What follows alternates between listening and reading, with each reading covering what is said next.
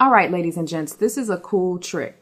I'm going to show you how to take any photo and use that photo as the background for text or make the image show through the text. So all you're going to do is either hit Control O or File Open and open your image. Then you're going to come over here to the left and grab your text tool. So we're just going to click and then type our text. And I highly recommend using a big bold font. I'm using incised 901 because it looks best. So we're going to click our check up here, and then grab our move tool on the left and move it around.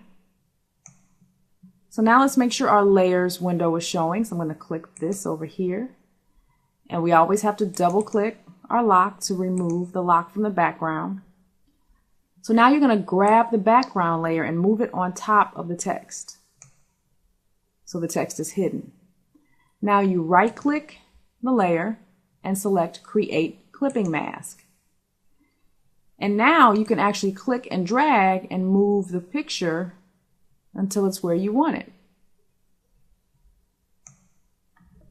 And finally, you can right click your text layer, click Blending Options, click the stroke,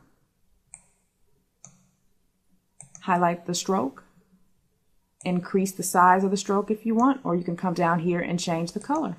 But I think that looks pretty good as black. But you can make it blue. You can do whatever you want to do. Pretty cool.